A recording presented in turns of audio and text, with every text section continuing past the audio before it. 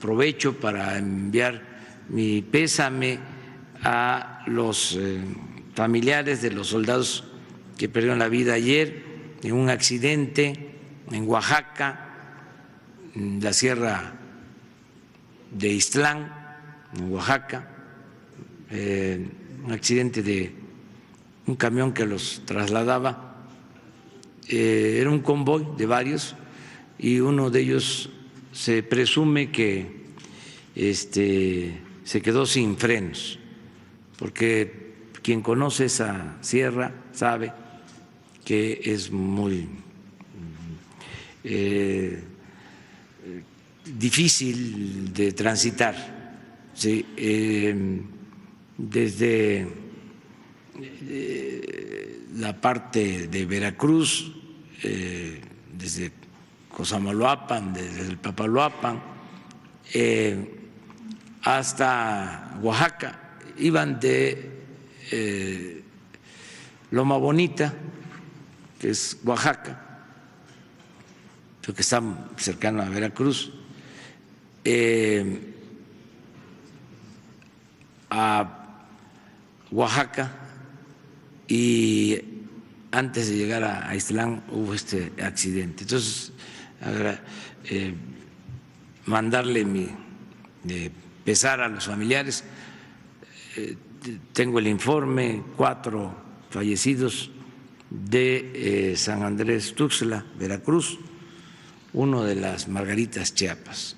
Mi abrazo a sus familiares, y la Secretaría de la Defensa está trabajando, ayudando, apoyando en todo esto, ¿no? Entonces ya ellos ya tienen bastante trabajo, nos están ayudando mucho, tanto marinos como soldados. Lo dije aquí, lo repito, en homenaje a los soldados de México, el día 19 de febrero, que es el Día del Ejército, la conmemoración la vamos a llevar a cabo aquí en el Zócalo de la Ciudad de México. En el caso de la administración de los hospitales, se está buscando que sean civiles con el distintivo de la honestidad, o sea, que sea gente honesta. A veces se cuestiona cuando digo que un buen servidor público en los tiempos actuales es aquel que actúa con honestidad. Un 90% de un buen servidor público es la honestidad, 90%. ¿Sí? Y el resto es experiencia y trabajo y todo. Pero lo que más necesitamos es honestidad, porque el peor mal que aqueja a la nación, o lo que más ha dañado a México, no lo olvidemos, ha sido la corrupción. Esto que estamos viendo, pura corrupción. Salud, y así en otros terrenos. Entonces, ¿qué necesitamos? Administradores honestos. Hay casos donde los hospitales estaban tomados por las empresas,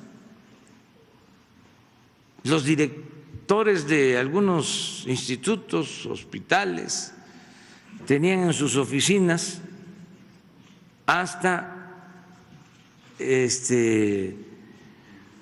los emblemas de las empresas.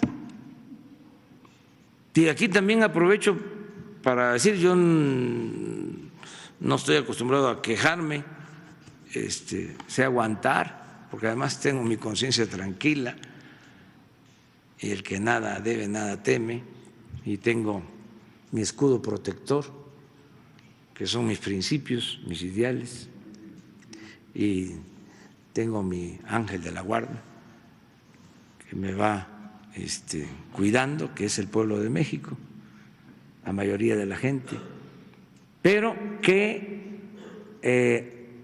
han hecho en algunos hospitales poner cartulinas y echarme la culpa a mí,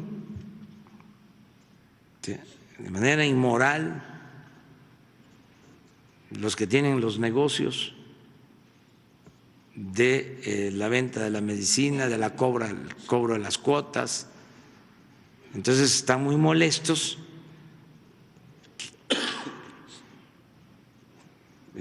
Nada más decirle a la gente pues que la reacción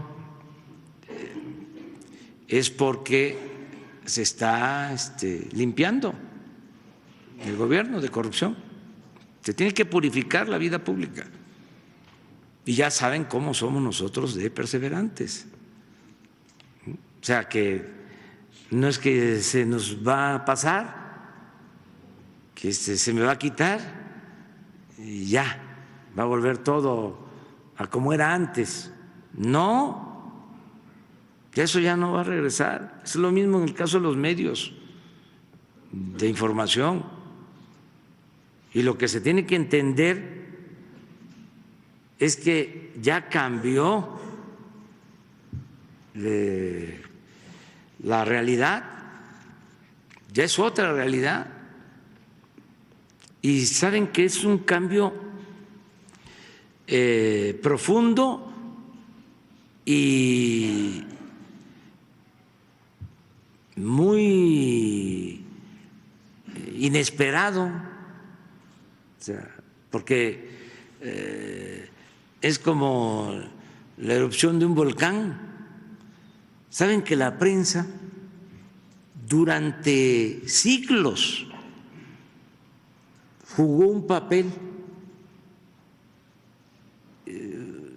relevante en la vida política de México.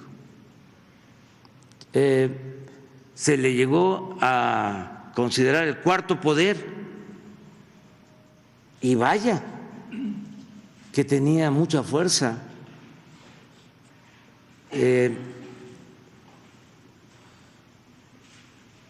Yo recuerdo haber visto la carta que le envía Lucas Alamán a Santana después de que por culpa de él nos quitaron más de la mitad del territorio y se tiene que ir al exilio, y los conservadores lo llaman de nuevo para que venga. Llevaba 10 veces siendo presidente de México y todavía regresa, fue 11 veces. Y en la carta que le manda a Alamán, que era pues el dirigente moral, el intelectual más importante del conservadurismo, yo diría que en toda la historia,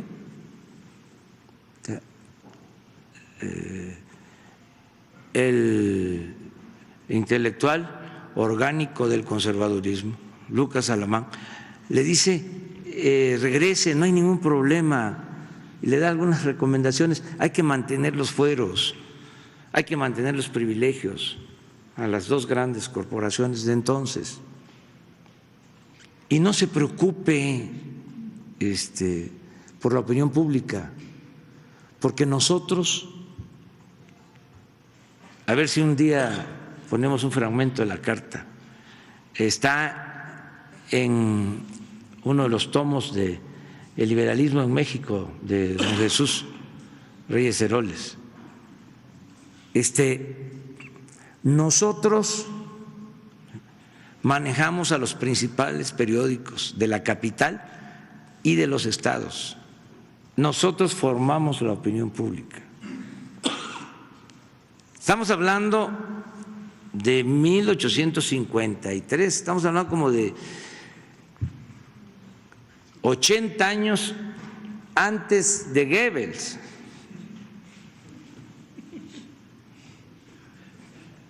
Que decía que una mentira que se repetía muchas veces podía convertirse en verdad. 80 años antes. O sea, ¿Cuánto tardó eso? Fechas recientes, un columnista era temido, ¿sí?, por lo que podía significar para un político. Bueno, resulta que todo eso ya se vino abajo.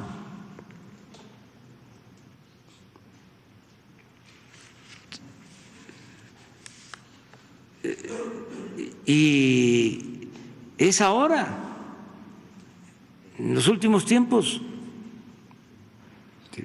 Por un lado, el gran despertar, ¿no?, ciudadano, la toma de conciencia de millones de mexicanos. Hay más conciencia política ahora que nunca. Es un gran despertar de las conciencias, un cambio completo de mentalidad. Y lo otro, la tecnología, las redes, el Internet. Entonces, todo eso está produciendo un cambio, reacomodos. Entonces, ¿qué es lo que tenemos que hacer? Pues interpretar bien lo que está sucediendo y ajustarnos a la nueva realidad. El otro día platicaba yo con un dueño de un medio de comunicación y le decía, ¿por qué no haces una revisión? Porque estás tirando el dinero. Ya, porque ya no es lo mismo de antes. ¿Cuánto pagas a los columnistas? Hasta les decía yo, págale mejor, más a los reporteros. Esa me la deben, ¿eh? Bueno, ya nos vamos. Mañana hablamos. Dios, adiós.